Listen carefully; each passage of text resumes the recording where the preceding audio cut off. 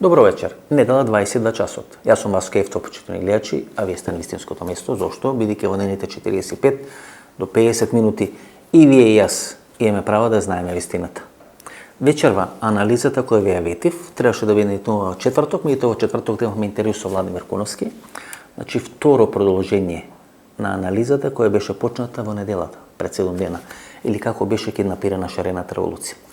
За да можеме да ги разбереме сегашните процеси, да можеме да ги разбереме сегашните политички разврски, ние треба да одговориме на две клучни прашања или да се вратиме назад, почитувани гледачи, и да отвориме два клучни процеси. Едниот процес е процесот на шарена револуција и вториот процес е процесот на преговорите во Пржино, кога де факто се случува тоа примо предавање на власта. Без разлика што 3 месеци после Пржино беа изборите на 11 декември, без разлика што една година после Пржино беа настаните на 27 април, де факто примо предавањето на власта и модалитетите како ќе се оди или ќе биде реализиран тој процес на примо предавање на власт се случуваат во Пржино. Пржино 1, Пржино 2 не е битно, значи Пржино и шарената револуција се два исклучително битни или најбитни процеси, за да можеме да разбереме што денес ни се случува, зошто ова денес ни се случува, кај се тие контакти во наводници, блиски точки на триење, на допирање, на комуникација помеѓу ВМРО-ДПМН и СДСМ, ќе се вратиме на шарената револуција и ќе се вратиме на Пржино. Помалку на шарена револуција, бидејќи шарената револуција ја објаснивме минатата недела. Сега во најголем дел ќе задржиме што де факто се случуваше, што е договорено, што зад завесата се преговарало и кои тајни договори се направени во Пржино некаде пред 5 години. Реков во емисијата пред една недела дека јас не сум фан на шарената револуција. Не на нашата, не на македонската, туку на било која шарена револуција. Имаше многу реакции, имаше реакции во коментарите под видеото кој беше поставено на YouTube.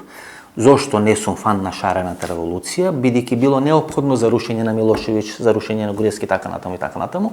Не сум фан бидејќи сметам, почитувани гледачи, дека одреден светски рекорд во било кој спорт вие можете да правите на два или на три начини. Првиот начин да имате физички или политички или психолошки или било какви други предиспозиции тоа да го правите. Вториот начин е многу вредно да тренирате и да можете да ги пробивате бариерите. Ако имате некаков лимит физички, психолошки, да скокате 2 метра и 20 сантиметри или 2 метра и 30, со многу работа, со многу тренинг, со многу труд, вие може да скокате 2 метра и 30, 2 метра и 40. Но ако немате физички, психолошки предиспозиции и ако не вложувате многу труд за да постигнете одредени резултати, вие тоа може да го правите со допинг.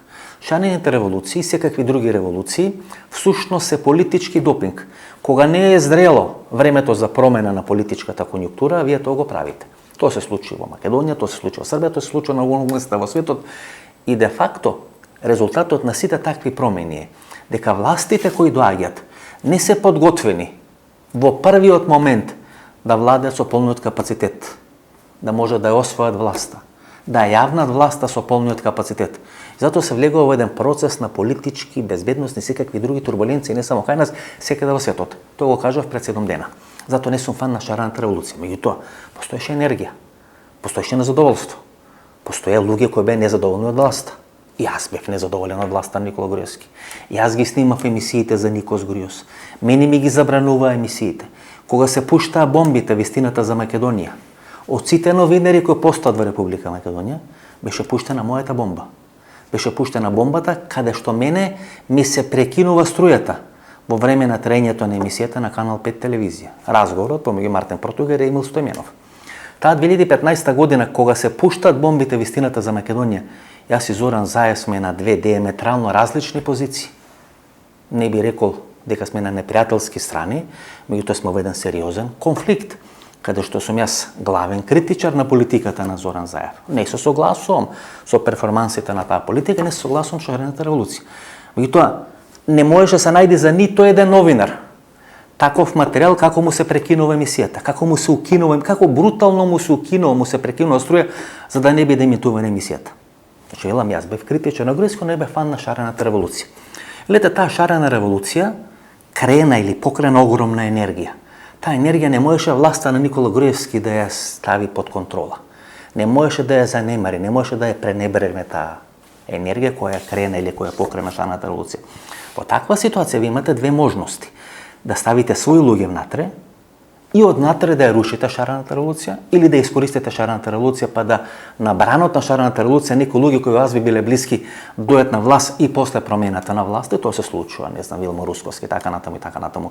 Дел од луѓето кои биле блиски на шарената револуција подоцна стана многу блиски на политиката на Никола Груевски и учествува процесот на рушење на специјалното јавно обвинителство. И втората работа која може да ја правите со помош на тие луѓе кои се спијачи или некои други луѓе, вие да ја компрометирате шарената револуција. И компрометацијата на шарената револуција направена е со специјалното јавно обвинителство. Бидејќи лозунгот, паролата, пораката на шарената револуција беше нема правда, нема мир. Што се направи со демонтажата на шарената револуција? Што се направи со демонтажата на специјалното јавно обвинителство? Кога ќе спомените шарена револуција, нема знак нееднаквост помеѓу шарена револуција, рушење на режим и реализација на платформа нема правда, нема мир. Кога ќе спомените шарена револуција, има знак нееднаквост на промена и на име или на промена на името. Тоа е демонтажата која е направена со помош на луѓе кои се инфилтрирани во шарената револуција, со помош на специјалното јавно обвинителство, со помош на кастингот кој е направен во специјалното јавно обвинителство, со помош на точната проценка што може да прават првите луѓе на специјалното јавно обвинителство. На јавна сцена нас ни се случи масакар на шарената револуција. На јавна сцена ни се случи масакар на персонификацијата на шарената револуција. Ако трите граци од специјалното јавно обвинителство бе персонификација на шарената револуција, содење во домашен притвор на Катица Јанева, во домашен притвор е ставена шарената револуција. И денес било кога да го прашате во Република Македонија. Шарената револуција не беше борба за симнување од власт на Никола Груевски, не беше борба за ослободување на заробената држава, туку беше борба како да се смени името. И тоа беше постигнато. Беше постигнато токму со тие луѓе кои беа уфрлени и кои ја киднапира шарената револуција. Да ве потсетам, иако мислам дека нема потреба да ја потсетам почитувани гледачи на интервјуто на Ван Хојте, каде што кажува дека Катица Јанева, како прв човек на специјалното јавно обвинителство, ја предлага ВМРО ДПМН, а не се спротивстава СДСМ. Тука има една замена на теза, дека Катица Јанева е кадар на СДСМ, дека СДСМ прави се и се што гребе со ногти, копа, и инсистира на Катица Јанева. Не, Катица Јанева, читате го, слушате го интервјуто на Ван Хојте, е предложено од ВМРО ДПМН, а прифатена од СДСМ. И тоа е суштината на сите овие процеси. Значи, ВМРО ДПМН, таа 2015, 2016, 2017 година, па мислам дека и денес, има на целоста контрола на безбедносните, полициските, разузнавачки се какви други структури. Во состојба да направи психолошки профил на Катица Јанева. Правејќи го тој психолошки профил на Катица Јанева, тој може да ја контролира, може да ја контролира сите тие процеси кои се поврзани со Катица Јанева. Психолошкиот профил на Катица Јанева е направен од разузнавачките структури, полициските структури на ВМРО ДПМН во Гевгелија.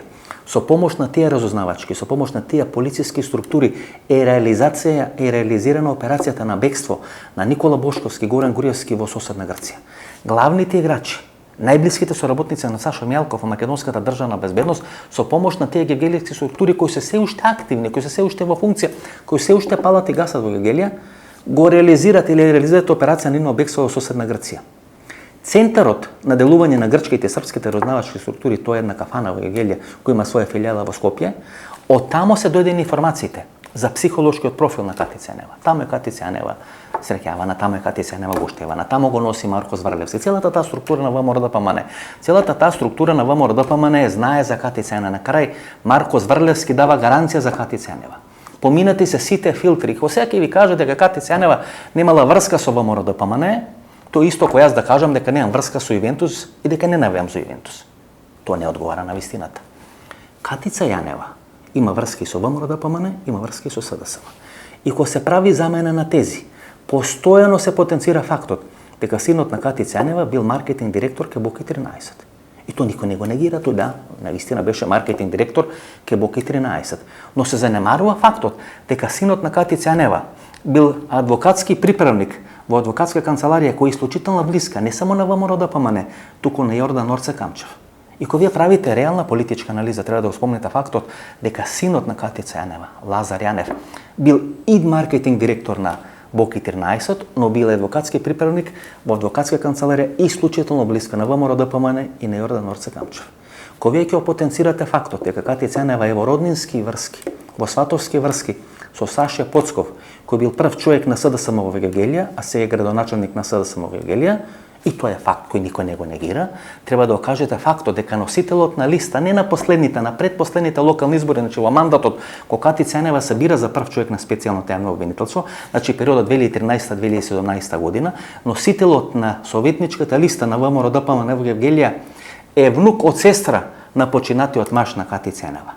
И затоа велам, немојте едни факти да ги ставате на маса, да ги анализирате, а другите факти да ги ставате под тепих, да ги ставате под маса. Бидејќи ако сакате да правите реална политичка анализа, треба да ја кажете работите од левата и од десната страна. Кати Ценева беше избор на ВМРО ДПМНЕ кој го прифати СДСМ. Бидејќи сега актуелно Европското првенство во фудбал, ќе послужам со одредена фудбалска логика да ви објаснам што де факто се случува. Имате 11 играчи на терен. Левиот бек на противничката екипа е малку низок, малку спор и има одредени офанзивни карактеристики. Било кој тренер кој се разбира во фудбал, кој се разбира во тактика, кој се разбира во стратегија, знае дека тоа е слабата страна. Например, Моринјо инсистира на високи и на брзи бекови, бидејќи најлесно вие бочно, странично може да пробиете. И таа точка, таа слаба точка кај што имате низок бек, малку спор бек со офанзивни карактеристики, секој тренинг ќе ја напаѓа таа точка, ќе ја напаѓа таа позиција. ВМРО ДПМНЕ прави одлична стратегија, ја пикира Кати Ценева, има направено феноменален психолошки профил на Кати Ценева, бидејќи има направено феноменален психолошки профил на Кати Ценева, тоа е точката каде што ја растура шарената револуција. Не само што ја растура шарената револуција, туку ја прави парче шарената револуција. После тоа растурање на шарената револуција, таа не може да се опорави. 5 години шарената револуција се обидува да докаже дека не е душман на Република Македонија, дека не е непријателска инсталација која е инсталирана во структурите на Република Македонија.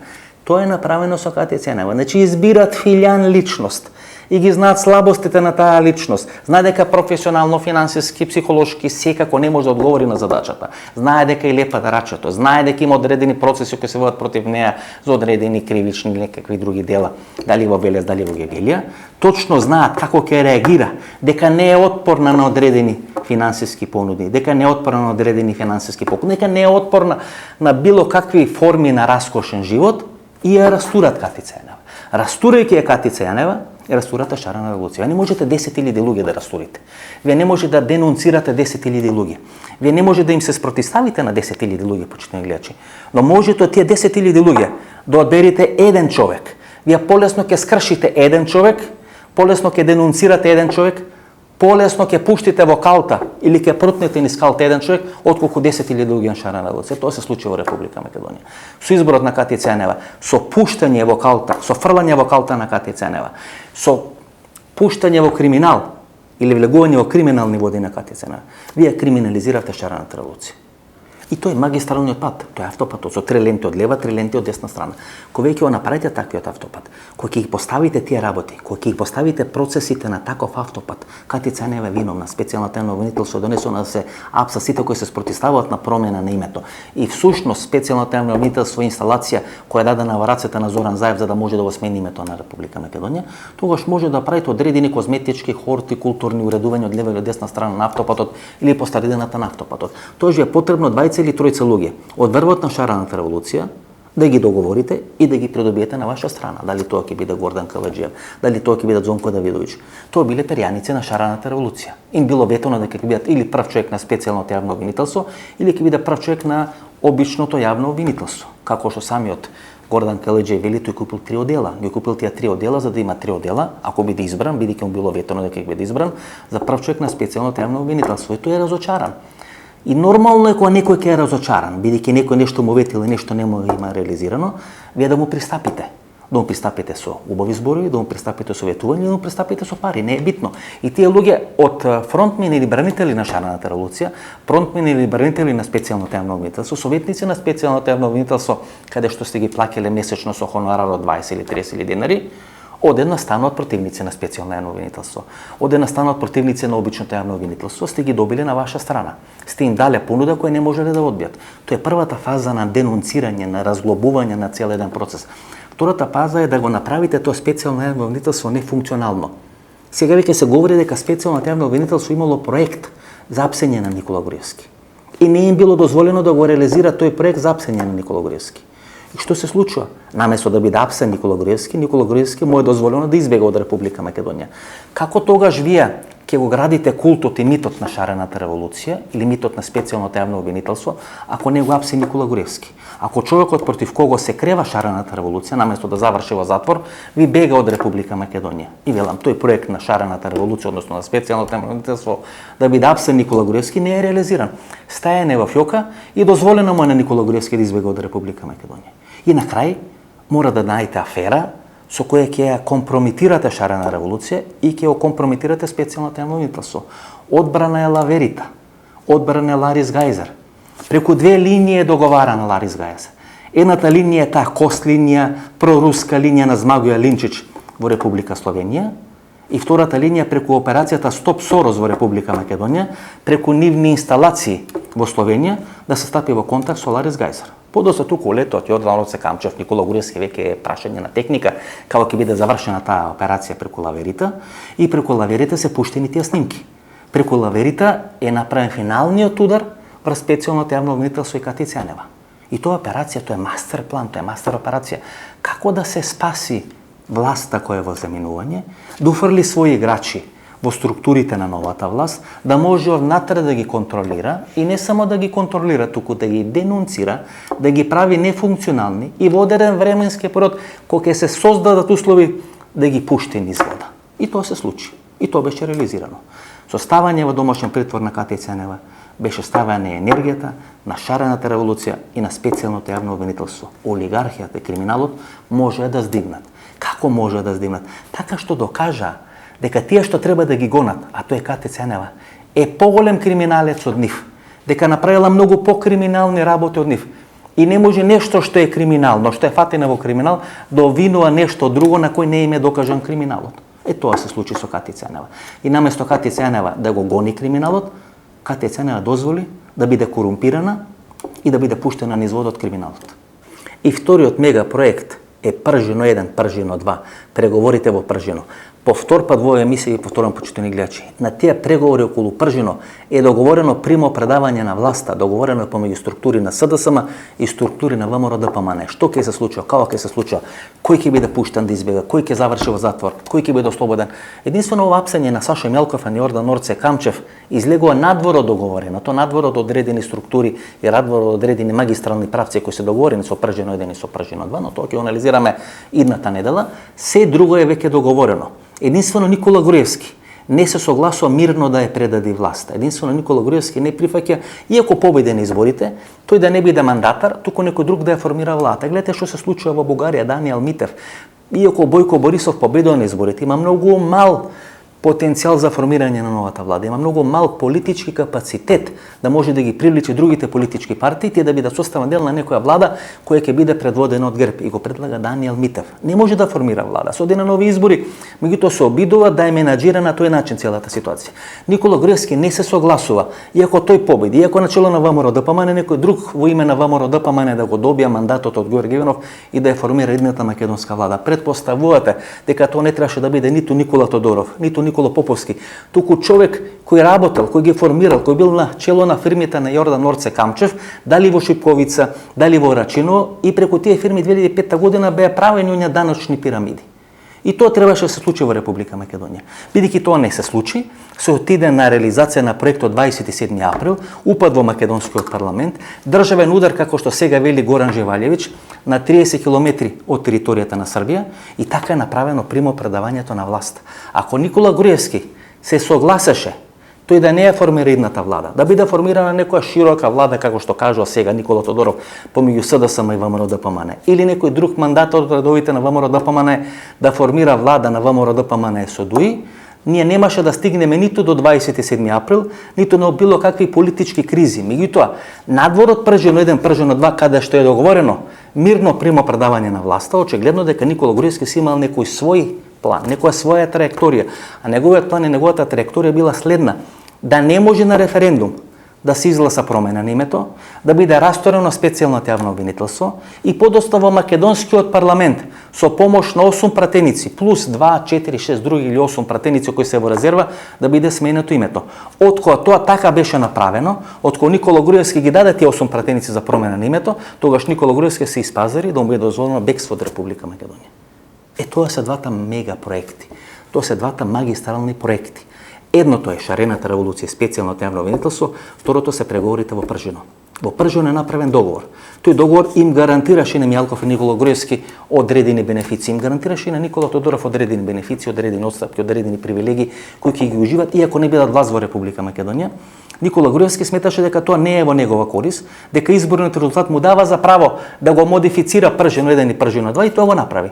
И тоа го направи после референдумот 2018 година. После референдумот 2018 година, бидејќи коцките беа поинаку наместени, бидејќи помина 1,5 година после изборите на 11 декември 2016 година, Никола Груевски сметаше дека тоа треба да го ревидира и го ревидираше тоа. Врз база на таков ревидиран договор Пржино 3 да го наречеме, Никола Груевски му беше дозволено да добие политички азил во Будимпешт, односно во Унгарија. Секи анализираме договарањето во Пржино, бидејќи тоа е клучно, почитувани гледачи. Остана тама толку нејасни, толку непознати работи. И бидејќи тие работи не се јасни, не се познати, ниту вие, ниту јас, ниту било кој во Република Македонија не може да направи реална политичка анализа зашто нас не се случува сега одредени политички работи. Во финалето на преговорите во Пржино, значи внимавајте, тамо преговарат и Гордан Јанкуловски, и Никола Тодоров, преговарат и структури од СДСМ, само не битно, но финалето, во тие финални 1 или 2 сати на разговорите во Пржино, од страна на СДСМ се Зоран Заев и генералниот секретар, внимавајте, генералниот секретар Оливер Спасовски, а од страна на ВМРО-ДПМН е Никола Груевски, кој е лидер на ВМРО-ДПМН и Сашо Мјалков. Не е генералниот секретар Кире Божиновски, како што Оливер Спасовски, туку е Сашо Мјалков.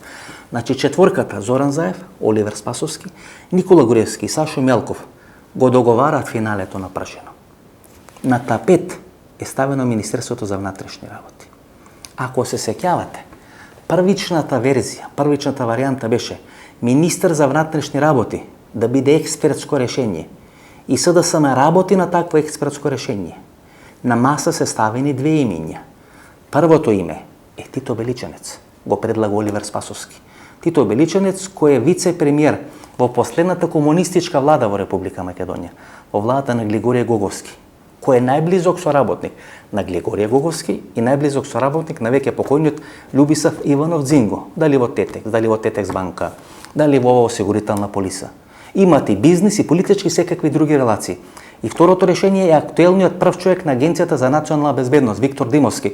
Тогаш на вистина е член на извршниот одбор на СДСМ или извршниот комитет на СДСМ, меѓутоа не е така појавна личност која персонифицира политиката на СДСМ. Значи двете експертски решенија кои се ставени на маса од СДСМ се Тито Беличанец, кој го предлага Оливер Спасовски, и Виктор Димовски, кој го предлага другиот дел на СДСМ, Зоран Заев, тогаш Фросина Ременска, Радмила Чекрински и така натаму и така натаму. И прифатено е Виктор Димовски да биде експертско решение како министер за внатрешни работи. Во еден момент ВМРО-ДПМН инсистира тој иден министер за внатрешни работи да може да смени само 15 позиции во хиерархијата на Министерството за внатрешни работи. И тука пукат, тука прекинуваат преговорите. Бидејќи за СДСМ е неприфатливо да може да бидат сменити само 15 позиции во хиерархијата на Министерството за внатрешни работи, вклучително и структури низ Република Македонија, дали прв човек на полиција во Прилеп, во Битол и така натаму, значи само 15. Тука прекинуваат преговорите и тогаш Оливер Спасовски го дава предлогот да не биде експертско решение, туку да биде политичко решение. Зоран Заев се сомнева дека тоа ќе биде прифатено од ВМРО-ДПМН, меѓутоа Оливер Спасовски го убедува да прифатат 15 места само да може да бидат сменети, но наместо експертско решение, начело на МВР да има политичко решение. И Никола Груевски и Сашо Мјалков тоа го прифаќат. На таа средба, каде што се Зоран Заев, Оливер Спасовски, Никола Груевски и Сашо Мјалков, каде што се предлага замена на експертското со политичко решение и за возврат да само да прифати да може да смени само 15 позиции во структурите на Министерството за внатрешни работи, е договорено Оливер Спасовски да биде министер за внатрешни работи. Не Тито Беличанец, не Виктор Димовски, да биде Оливер Спасовски. Што се случува, почитувани гледачи? Оливер Спасовски станува министер за внатрешни работи. И во мандатот на Оливер Спасовски како министер за внатрешни работи му бегат и Никола Груевски и Сашо Мјалков. Мислам дека работите веќе ви стануваат јасни. Ако не ви станат јасни, ќе се обидиме во наредните 20 емисии. 20 минути нова анализа, тие работи дополнително да ги осветлиме. Да ве потсетам, почитувани гледачи, што се случи од 2020 година, односно 2019 кон 2020 година. ВМРО и СДСМ преговарат околу формирање на експертска влада, кој треба да ги спроведе изборите на 15 јули 2020 година. Првиот предлог на ВМРО ДПМН за експертски министер за внатрешни работи е Драган Ковачки. СДСМ не го прифаќа. Не го прифаќа бидејќи има одредени процедурални законски причини тоа да го направи. Но било кое друго решение кое можеше да биде предложено на ВМРО ДПМН, ако не беше прифатливо од СДСМ, СДСМ ќе ставеше вето.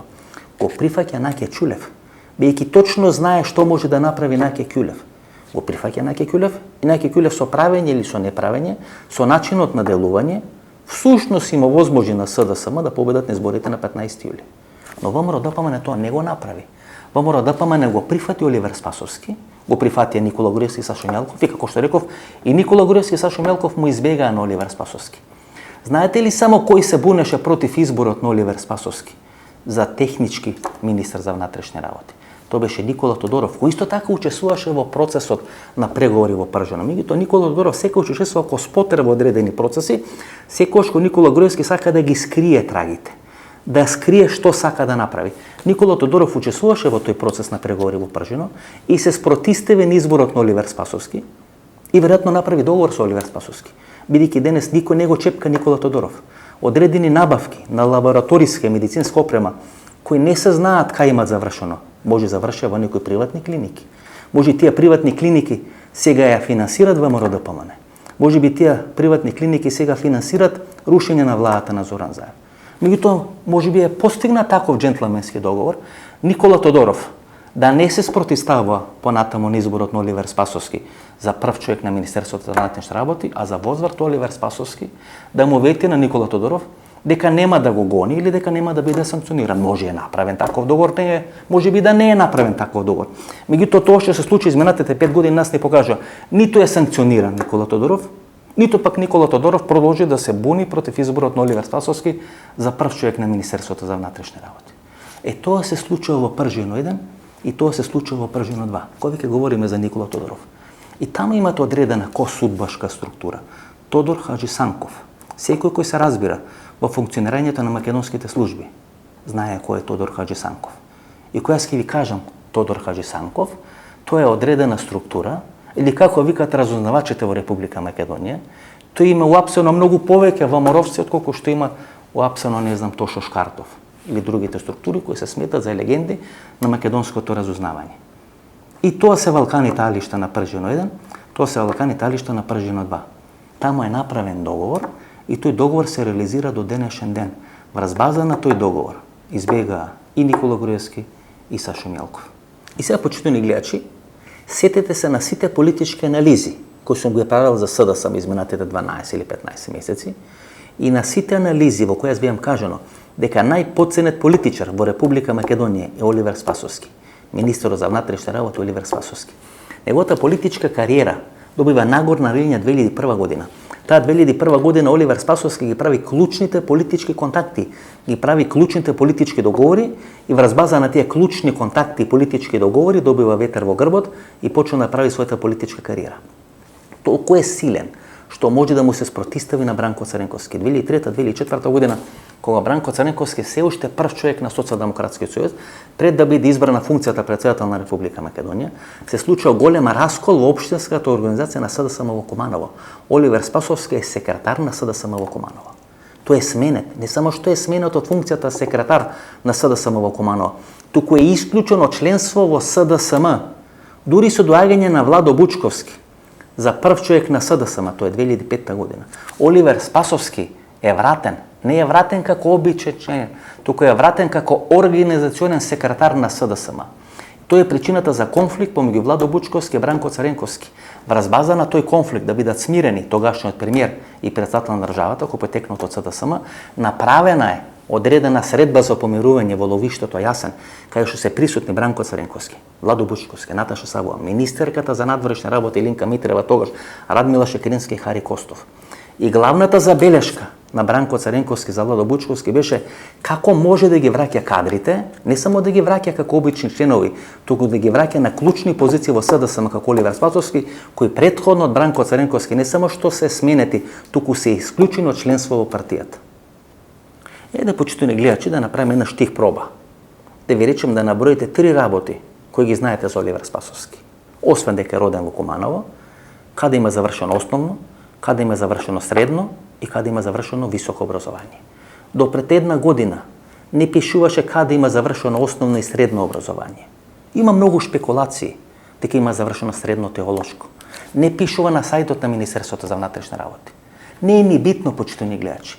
Мухамед Зекири, Оливер Спасовски беа обвинети од инспекторот Илиевски дека има завршено средно теолошко училиште и дека законски не било возможно со завршено средно теолошко училиште да бидат запишени на факултет, да бидат запишени во наводници на цивилен факултет. Не е битно, тоа ќе не разводни нашата анализа. Меѓутоа, ако се точни тврдењата на Илиевски, не сум ги истражувал, не сум ги испитувал, само ги анализирам. Ако се точни тврдењата на инспекторот Илиевски, дека навистина има завршено средно теолошко училиште, тогаш како можел да се запише на правниот факултет? Дали тамо е користена можноста повика и пријател? И дали тој повика и пријател е Тито Беличенец? Тито Беличенец го спомнавме пред 10 минути. Тој беше експертот кој требаше да биде министар за внатрешни работи, кој го предлага Оливер Спасовски, најблискиот соработник на Глигорije Гоговски и на Љубисав Иванов Дзинго, српските инсталации во Република Македонија. Тито Беличенец ли е човекот кој му овозможува на Оливер Спасовски да се запише на правниот факултет и почне да ја прави својата политичка кариера? Па дури и расколот, па дури и протестите против Петар Гошев, внимавајте, тоа никош да не го заборавате. Протестите против Петар Гошев, растурањето на партијата СДСМ или тогашната комунистичка партија на Македонија или Сојузот на комунистите на Македонија 1989-1990 година се прави во Куманово. Почнува во Куманово, главната опозиција на Петар Гошев во Куманово. Секојаш Куманово е главниот бастион на Белград за можна контрола врз структурите на СДСМ, за можно влијание врз политиката на СДСМ, за можно дефинирање или притискање на СДСМ да спроведе одредена политика која е блиска или под контрола на Белград. Ништо јас не ви кажам. Само анализирам. И Петар Гошев беше рушен преку Куманово. И проблеми на Бранко Царенковски му биле правени преку Куманово. И Зоран Заев, кој доаѓа на власт на чело на СДСМ, мора да направи коалиција со структурите на СДСМ во Куманово и како резултат на тој договор на Зоран Заев со Куманово, Оливер Спасовски станал втор човек или генерален секретар на партијата. Ништо не прејудицирам, само анализирам. Кога така ќе ги поставите работите, тогаш многу јасно ви станува што се случува во Република Македонија. Многу јасно ви станува од каде дува ветрот. И не само од каде дува ветрот, туку каде ќе заврши ветрот и каде ќе завршат сите политички процеси кои не ви биле јасни зашто се случуваат во Република Македонија. Кога така ќе ги поставите работите, не само што ви станува јасно, туку го гледате како на дланка ставено. И доаѓаме во финалето на нашата политичка анализа. На нашата вечерашна политичка анализа и на политичките анализи кои ги правам последните 6 месеци. А тоа е бегството на Сашо Мјалков. Како што велам, во пржино, на маса, во финалето на договарањето, од страна на СДСМ се Зоран Заев, Оливер Спасовски, од страна на ВМРО-ДПМН, Никола Груевски, Сашо Мјалков. Фамилијата. Фамилијата е во финалето на преговорите за пржино. Не дозволат никој друг да знае што е договорено во пржино и што треба да биде реализирано како резултат на тоа што е договорено во пржино. Врз база на договорот од пржино имаме бегство на Никола Груевски и сега е прашањето дали врз база на договорот од пржино имаме бегство на Сашо Мјалков. Сите ние знаевме дека Сашо Мјалков треба да биде осуден 4, 5 или 6 години и дека треба да се брани од слобода. Одена се случува шок. Осуден е 12 години. Затворска казна во трајање од 12 години. И таа одлука е донесена пред бегството на Сашо Мјалков. Соопштена е 10 дена по фаќањето или по враќањето на Сашо Мјалков. Меѓутоа одлуката е донесена 10 дена пред бегството на Сашо Мјалков. Соработник на БИА притиска да биде така драконска казната на Сашо Мјалков. Не само што притиска, туку преку своји канали, преку инсталации на БИА во Република Македонија му јавуваат на Сашо Мјалков дека ќе има драконска казна во трајање од 12 години. И тоа е причината за бегството на Сашо Мјалков.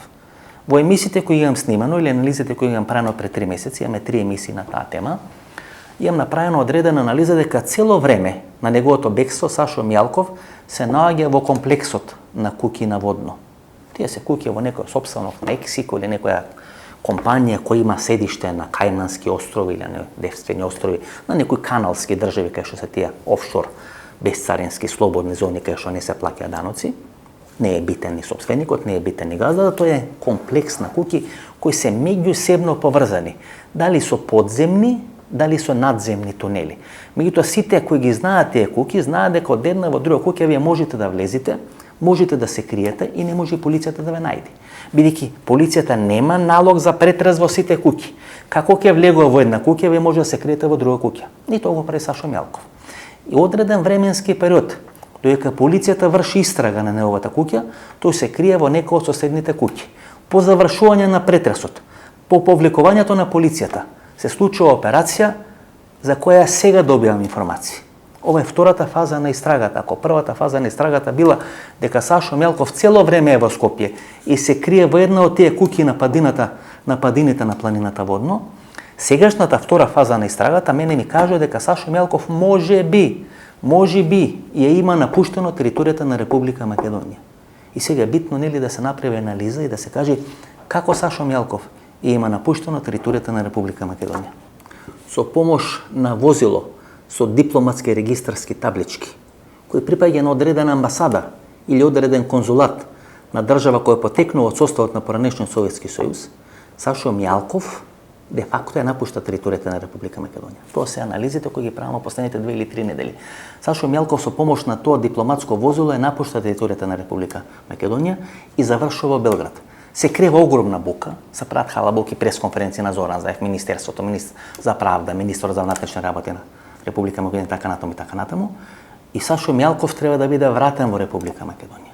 Сашо Мјалков е вратен до Табановце со помош на возило на Република Србија, на владата на Република Србија, со официјално возило на владата на Република Србија. На Табановце од македонска страна го дочекуваат припадници и возила на јавното обвинителство. Значи го носи возило на владата на Република Србија, го носи до границата помеѓу Македонија и Србија и таму го дочекува возило на јавното обвинителство. Со помош на тоа возило на јавното обвинителство Сашо Мјалков не е донесен во Министерството за внатрешни работи, туку е донесен во структурите и во просторите на јавното обвинителство. И тука доаѓа заплетот, почитувани гледачи. Има информации, можеби се спекулации, ќе покаже времето, ќе покаже некоја нова истрага. Има информации дека целата таа операција на враќање на Сашо Мјалков од Белград, од Србија во Република Македонија, ја има снимено бугарското разузнавање. Со помош на дрон, бугарското разузнавање ја има снимено целата таа операција. И бугарското разузнавање располага со тие снимки. Можете да претпоставите која е таа сила, која е тоа влијание, која е таа моќ, која ги има бугарското разузнавање, со помош на тие снимки да врши било каков притисок врз одредени македонски структури во преговорите околу решавање на спорот со Бугарија. Може би е точно, може би не е точно, но има информации, може би се шпекулации, дека бугарското разузнавање со помош на дрон и има снимено целата таа операција на враќање на Сашо Мјалков од Србија во Република Македонија. Ако тоа е точно, тогаш Македонија навистина влегува во еден многу интересен, многу интензивен политички процес и политички период, каде што многу работи на крајот ќе завршат така како што не сте очекувале и така како што не сте се надевале. И кога некои работи може би ќе завршат така како што не сте очекувале и така како што не сте се надевале, може би причината е навистина оваа шпекулација, која се уште не е потврдена, за која се уште немам опипливи докази и не знам дали некош можам да ги имам, дека целата операција на враќање на Сашо Мјалков од Белград во Скопје е снимено страна на бугарското разузнавање и тоа го има направено со помош на одреден дрон кој има снимено целата таа операција. Ако ова точно, почитувани гледачи, ова е земјотрес. Ова сега или во иднина може да предизвика земјотрес на македонската политичка сцена. И бе во дилема дали воопшто ова да го кажам. Бе во дилема дали воопшто ова да го спомнувам. Знаете, ке дојдете вие утре и ке речете, па ти кажа дека не е напуштил Македонија. Па се кажеш дека е напуштил Македонија. Па дали е тоа точно, па дали тоа не е точно. Кој ќе ви каже со сигурност дека бугарските служби снимале, дека тоа го снимале со дрон? Тие снимки вредат милион, Тоа е прашање за $1.000.000. Ги има или ги нема тие снимки? Тоа никој нема да ви го каже. Тоа ќе биде предмет на пазарење. Предмет на пазарење на Македонија и Бугарија, предмет на пазарење на Бугарија и Србија, предмет на пазарење на Србија и на Македонија. Тоа ќе биде решавано во 4 очи. Политички разврски се прават врз база на такви снимки. Тоа е суштината на тајните служби. Тие дават информации и врз база на тие информации се креираат политиките дали на Бугарија, дали на Македонија, дали на Србија. Ако ова ќе биде политички земјотрес и ќе има многу битни рефлекси на политичките разврски во Македонија, во Бугарија, во Србија и во целиот наш регион. Затоа велам бев во дилема дали тоа воопшто да го спомнам, бидејќи јас имам одредени индиции, имам одредени информации се стигнати до мене. Никогаш можеби нема да можам точно да потврдам дали е тоа точно или не е точно, бидејќи никој не би ми ги дал тие снимки, или тие снимки би ми ги дал за многу пари, или да се направи на таква политичка криза во Република Македонија. Тука е поентата, што ако тие снимки постојат и што ако тие снимки се вистините. Во кој правец ќе одат македонско-српските и македонско-бугарските односи? Гледате, почини гледачи, има уште една информација. За цело време, доека трае аферата Рекет, рушењето на специјалното јавно обвинителство и сите пропратни, претходни и последични операции кои се поврзани со рушење на специјалното јавно обвинителство на аферата Рекет, тоа што се случува со Лаверита, прислушкување на Јордан Орце Камчев, одредени пари во Луи Витон, ташни и така натаму и така натаму. Значи за цело време дека трае целата таа операција, па има притвори, па пуштање од притвори така натаму и така натаму, Горан Живалјевиќ редовно доаѓа во Република Македонија. Тој е агентот на српската БИА, кој е снимен во македонскиот парламент вечерта на 27 април. Тој е протеран од Република Македонија, но не е прогласен персона нон грата. И во тој временски период од неколку месеци Горан Живалјевиќ е перманентно присутен во Република Македонија. Постојано патува и доаѓа на релација Белград-Скопје. Не е сместен во станот на Кики Фрики новинарството во Република Македонија, каде што беше под кирија, доека беше официјално агент на БИА во Република Македонија. Тука е сместен во стан, во градски зид, во строгиот центар на Скопје, во стан на поранешен припадник на Југословенската народна армија во Република Македонија. Значи Горан Живалјевиќ е цело време присутен тука доека трае аферата Рекет. И тоа е многу битна информација. Тоа значи дека српските разузнавачки структури, не само бугарските, и српските разузнавачки структури биле присутни во Република Македонија кога се реализира операцијата Рекет. Пред еден месец беше објавен документарец во соседна Србија. В рамки на тој документарец има одредени искази на Горан Живалјевиќ. Сега Горан Живалјевиќ го менува својот став. И тој веќе не вели дека влегол во македонскиот парламент за да провери дали таму има делови на навивачки групи на партизани на Црвена ѕвезда, кои дошле од Белград или дошле од Република Србија за да учествуваат во тоа што се случува во Република Македонија, односно упадот во македонскиот парламент на 27 април 2017 година. Туку Горан Живалјевиќ сега ја менува својата песна, ја менува својата приказна и вели таа вечер во Република Македонија се случуваше државен удар. Државен удар на 30 километри од територијата на Република Србија. И бидејќи се случувал државен удар во Република Македонија, тој морал да биде присутен таму. Ние го баравме за интервју Горан Живалјевиќ. Го баравме преку Лагуна. Рекоа дека му пратиле порака и рекоа дека ќе ни врати со информација дали прифаќа или не прифаќа интервју. Ако Горан Живалјевиќ прифати интервју, не со овие Кики Фрики новинари кои ги имал на линија, овие БИА структури во македонските медиуми, туку интервју за емисијата во центар каде што ќе му бидат поставени вистинските прашања и ќе мора да даде одговор на вистински поставените прашања, многу работи ќе станат појасни во Република Македонија. Зошто влегол Горан Живалјевиќ во македонскиот парламент?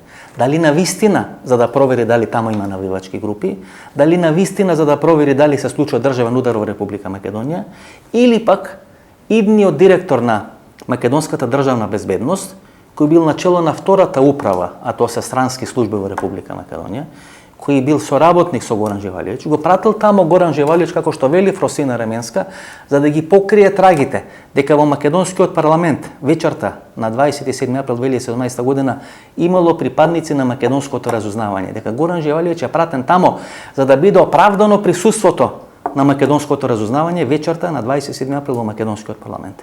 Што тоа е точно, ќе видиме. Мислам дека некои интервјуи ќе снимиме и снимајќи ги тие интервјуи, многу работи ќе станат појасни, почитувани гледачи. Зошто ова ви го кажувам и зашто го отварам ова прашање, бидејќи случајот 27 април влегол во финалето. Ова е судење на организаторите, не на тие кои тепале, Не на тие кои влегле, туку на тие што се идеолози, што се организатори на тоа што се случува на 27 април.